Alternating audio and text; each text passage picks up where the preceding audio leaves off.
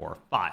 All right, welcome back everyone. For today's video we are going to be taking a look at a game that was played in the Title Tuesday event this morning of March 19th. Now there's been a lot of drama over the last couple of years featuring players like myself, Magnus Carlsen, Hans Niemann, and others, but today we get a big matchup with Magnus Carlsen playing against Hans in the, I believe, 7th round of Title Tuesday.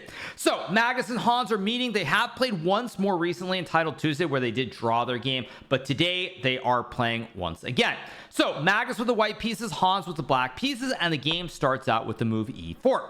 After e4, we get the move c5 from Hans. Now Hans, of course, has been playing a lot of things. Their previous Title Tuesday game ended in a draw in the classic Berlin defense with knight c6, bishop b5, knight f6, etc. But today Hans decides to play c5 as he's trying to be a hero and win against Magnus. We get knight to f3. Now we get d6. We have d4. C takes d4. Knight takes d4. Knight f6. Knight c3 and a6. Now this, of course, is what is known as the classic Najdorf system within the Sicilian defense. It was essayed by the former American world champion, someone who accomplished this feat long before Hans could even dream of it, Bobby Fischer.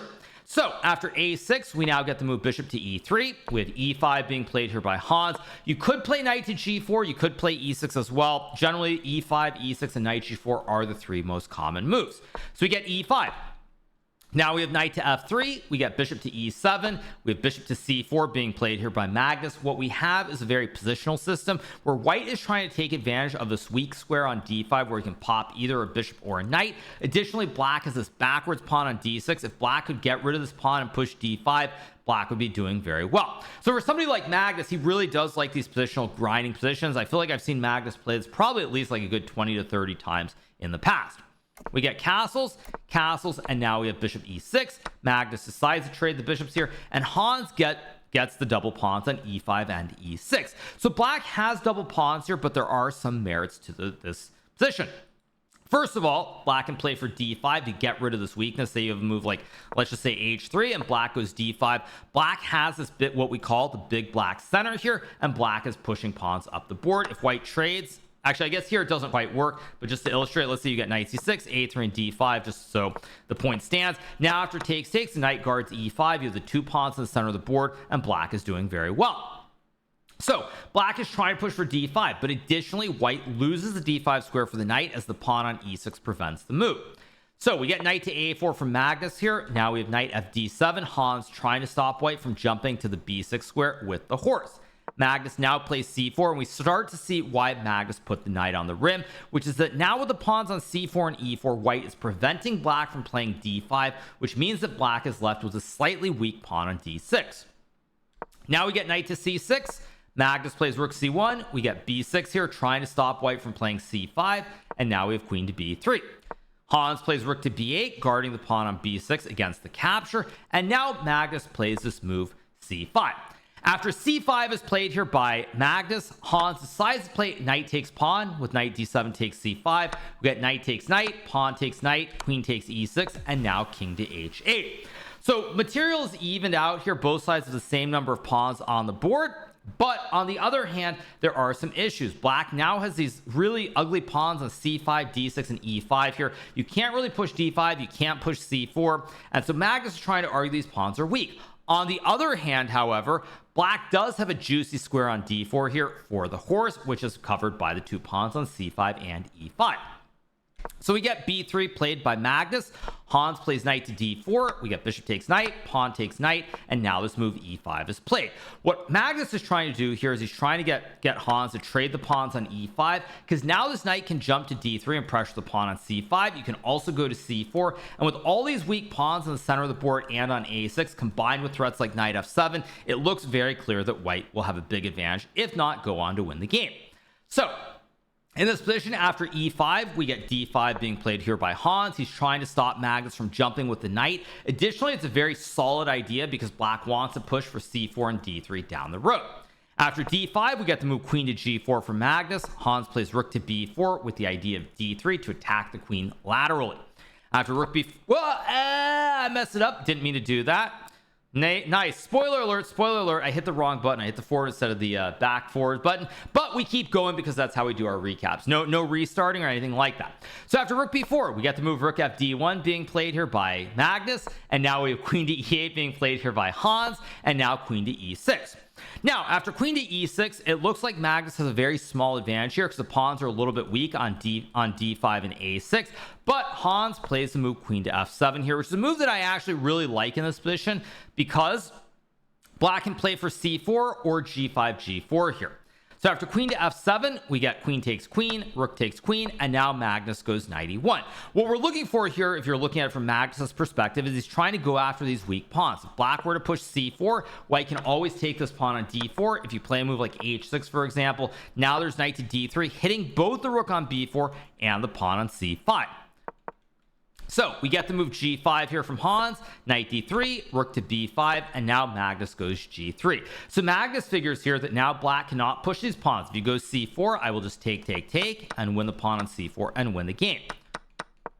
Additionally, white wants to try and build this chain of 4, the classic connect 4 here from h2 to g3 to f4 to e5 here, and try to use these two pawns on the e and f files to go up the board.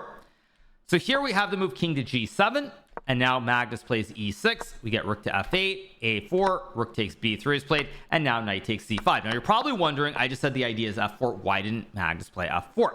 Well, if Magnus were to play f4 here right away after pawn takes pawn, computer gives white a small edge with knight takes pawn going after the pawn on d5, but black has ideas like bishop g5, for example, to try and pin the knight. There are ideas like down the road like rook f5 to go after the pawn, and if white plays the more classic approach with pawn takes pawn, now after king g6, king g2, king f5, king f3, and let's just say a move like a5, there are no threats with rook g1 and rook g5 because the bishop covers the square and guards the pawn on c5 at the same time. And after a4 here with no check on g5, the black king on f5 is very, very well placed, and black is threatening to break through on the queen side here, and it's very likely that Magnus would have lost the game if this occurred.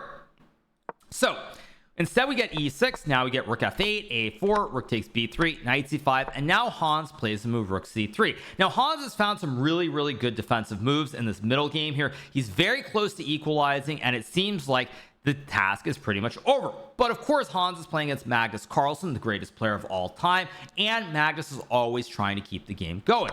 So we got knight takes pawn on a6. Now Hans plays rook fc8, a very good move as well here, because Hans wants Magnus to trade the rooks on c3, because then you would undouble the pawns, and black is pushing p up the board here, and black will win the game very soon with these two central pawns. So we get the move rook fb1, or rook cb1 I should say, being played by Magnus. Now Hans plays d3 here, trying to use this pawn here, but additionally you'll notice that this knight on a6 is very much out of play. It's on the rim, does not have squares to jump to here. The bishop is dominating the knight, and now we get the move king g2. Hans plays rook a8 c4, trying to go after the pawn and further prove just how bad this knight on a6 is, as it just can't go anywhere in a hurry. So we get the move a5. Hans plays rook to a3, which is apparently a mistake here. Computer wanted this move king f6, a very quiet move, and I think the reason is that now if white plays something like rook b5, black can simply take the pawn on e6 and guard the pawn on d5.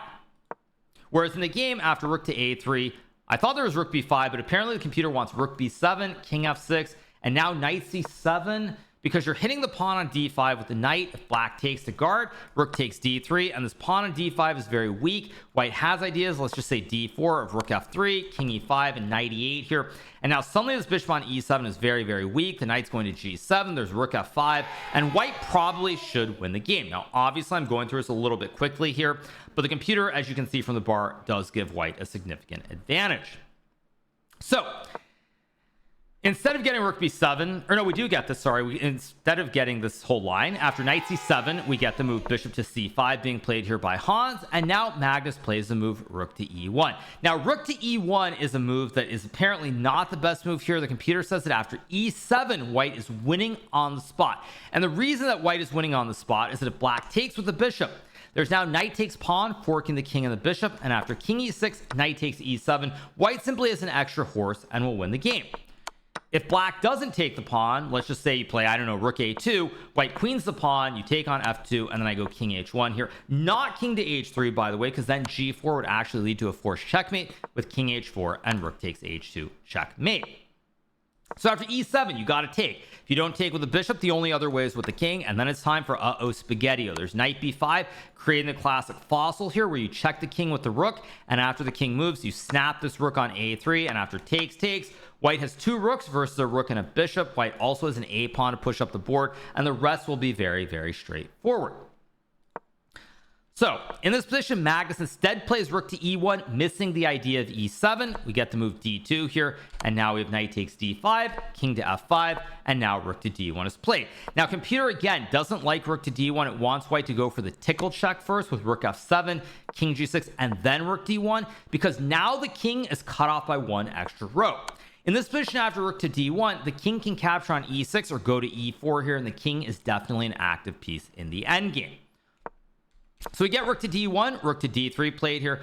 Now Magnus plays e7. We get rook to e4. And here we have this move rook to b8, which is a huge blunder by Magnus. Now this move essentially throws away the win and the game should end in a draw. Now it's very uncharacteristic from Magnus, maybe feeling the pressure of playing against Hans Niemann, who's going to become the first American world champion. Perhaps just very unsure of himself and he makes the mistake. Now this is a surprising mistake because Magnus does have 18 seconds on the clock here, but such is life. Now the computer wants to move rook to d7 here, and one thing that maybe Magnus needs to study a little bit more of is this great concept of the fossil. Now the fossil, also known as the discovered attack, really important concept to know here, because if black plays rook e2 trying to win the pawn on f2, there are now a couple ways for white to win. Probably the one that I would recommend is something simple like queen, actually not queen, sorry, I thought knight e3 was queen, but I was winning, but queen takes and knight, actually wait, knight e7 doesn't work. Wait a second, I'm talking too quickly before I calculate. I was going to say queen takes and knight e7, creating the fossil, but there is king to e4, which guards the rook, and now black is okay. But I do believe that after rook d7, rook e2, is it knight to e3? Wait, there's the way to win. Wait, knight e3, black takes. No, it's tricky still. Maybe I'm wrong. So the move the computer wants is g4 here, creating the fossil the other way, because after king g4, now there's knight f6, hitting the king and the rook. And if black goes king g6, now you have knight to f4, fossilizing the king and the 2 rooks with the classic family fork. So as I said, I started to make fun of Magnus a little bit, but as you see, it's not quite as simple as you would think. And g4 is a very tricky move to find here, because the moves that you consider are the moves that I actually mentioned, which are knight to e3 or e8 queen. Now, as my chat is saying, 2400 level analysis kappa. Obviously, I've not looked at this game in advance. We're looking at this game fresh for the first time. And I think it's much more authentic when you do approach it that way, because if I were to say, look at this game for 20 minutes, then do a recap, I appear to be some super genius, some superhuman guy who knows all the lines perfectly. That's just not really authentic. And that's not how we do our YouTube videos. So in this position, after rook to e4, we get rook to b8 being played by Magnus. We have bishop takes e7, knight takes bishop, rook takes, and now we have the move rook b2. Hans goes rook a7, and now we get this massive trade of the rooks on d2, and rook takes a5 here. And now we're in an endgame where it's 3 pawns versus 2. Now the general theory as it goes about endgames is that if you have an extra pawn but they're all on the same side of the board, the game should be a draw. So Hans Niemann, going to be the future American world champion, so surely he'll be able to draw what is known as the textbook theoretical drawn endgame. So we get rook to d7, and now we have h5 being played here, rook d6, g4. We're going to go through a lot of moves very quickly here. We get this critical position with a lot of dilly-dallying, as we like to say, where the players are moving pieces all over the board. Not a whole lot happening, but as we know with Magnus Carlsen is obviously a player who's going to continue to play on until there are bare kings left on the board. So the game keeps going on. A lot of checks here. It looks like Hans has defended completely. He's going to draw the game until finally we get this move f4. So the players have played something like 20 plus moves. We've had no progress, just a lot of checks, kings going all over the place, and now we get to move f4. Hans plays end peasant with g takes f3. I don't know if I would have played end peasant personally. Honestly, I want to say that rook to a2, king f1, king f5, rook e3, and something like rook a5 or even king g6 is probably, in my opinion, a little bit easier of a draw than going for end peasant. That being said, end peasant is completely fine as well. So whether we have the modern rules or we have the rules from over 500 years ago, the result should still be the same. So we get g takes f3. We get king takes f3, rook a4, rook b6, check, king g7, rook b5, king g6, rook g5, king h6. More dilly-dallying, by the way. Much more dilly-dallying, I should say. A lot of checks. Players keep moving all over the board once again. We get this position. And here, Hans Niemann now plays the inexplicable blunder, king to f6. Now Hans said that this was a mouse slip. I am inclined to believe that this was a mouse slip because this move simply hangs the pawn on h5. If Hans had played king g6 here, guarding the pawn on h5, the game would once again be a draw as usual. But we get king to f6 from Hans, and now Magnus misses Magnus does not miss his opportunity here. He decides to play the move rook takes h5, and now we have two pawns on the king side, the h and g pawns. So white has a rook and 2 versus the rook, and now all of the dreams, everything, are gone for Hans. Hans' idea of making a draw, staying in contention to win the tournament, are gone with the mouse slip. So after rook takes h5, we get king g6. The rest is pretty straightforward, so I won't go super in depth. We get rook g5, rook e5. Magnus eventually now starts pushing the pawns up the board with g4, two connected pawns. We get rook b4, king f5, rook b5, rook to e5, and now we have the move rook to b7. Here we have the move h5. Hans plays rook f7. We get king g5, rook g7, king h4, rook b7, and now Magnus plays rook e4. Now this is a very stylish move. It's not the only move required. You could push g5, but Magnus is not taking any risks whatsoever. So by going rook e4, no checks on the fourth rank now because the rook covers it, and you're just going to go g5 on the next move. So we get rook b5. We now have rook to e7. Hans plays king g8, not king h6, by the way, because then white can sack the pawn with g5 checking the king. Rook takes pawn, rook e6 check, and after the king moves and you take the rook, it's GG, why not? So we get king to g8 being played. Magnus now plays the move h6, king h8. We get g5, rook b6, king h5, trying to push g6 here.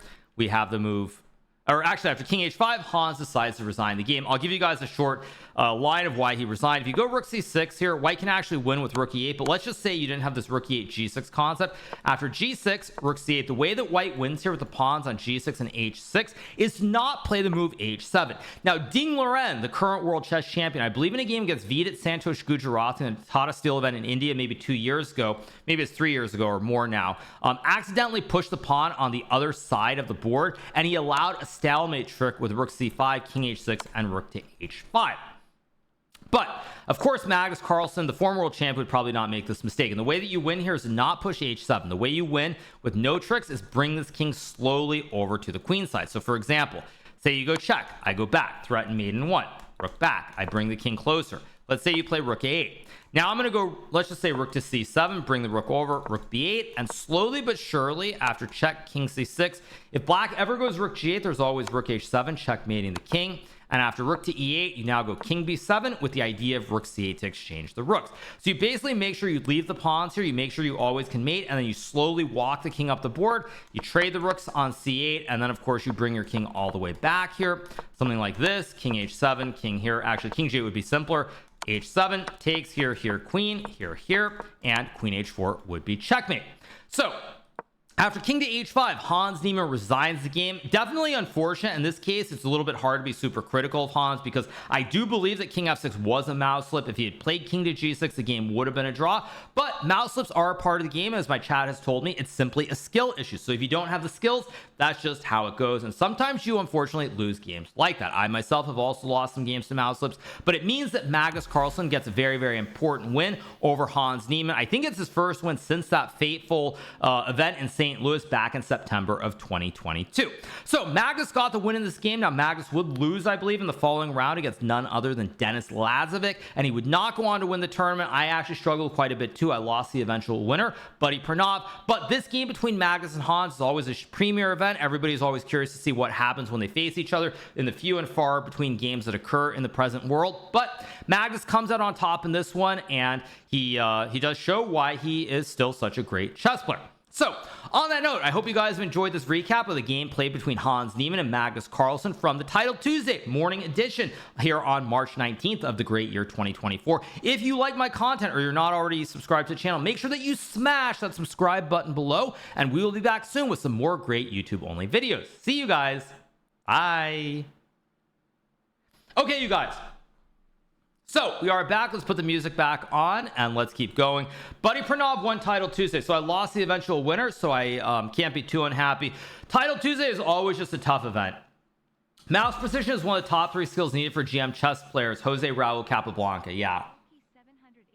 So, all right, you guys. So we are back where we continue to roll. Thank you, Mr. Check Me for the hero. Magnus, Carlson, Hoddick. Thank you, Sense, Genghis Khan, Baki. Thank you to Afab Pervez. Thank you to Anti-Tox for the 13, the Real Goopy for the 4 months. Thank you so much. Thank you so much to Mr. President Meow for the 5 months. Appreciate it. All right, Q YouTube. Exactly. Thank you so much for the resubs, you guys. So Buddy Pranav won the early title Tuesday. I mean, I guess I can go here. Yeah, Buddy won. Oh, Luca Morani finished in second place. That's a surprise. He came from nowhere. Wow, Luca Morani lost 2 games in a row and then finishes in second place. I feel like I've never seen him in the top 3. So big shout out to Luca Morani from Italy. Third place, Dennis Lazovic with 9 points. Borna got 9. A lot of people got 9 points. Magus got 8.5.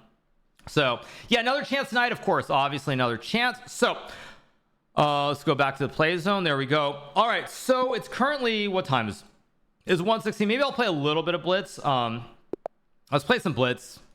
And I'll do. I think we're gonna do a viewer arena pretty soon. So, okay, let's go C6. Am I getting those leg workouts? And yeah, I did a little hike yesterday. It's about 7.5 miles round trip, so feels pretty good. WhiteChess.com allowed Cram to keep participating in Title Tuesday. I don't really want to speculate, but I assume it's because he's a former world champion. Honestly. I think go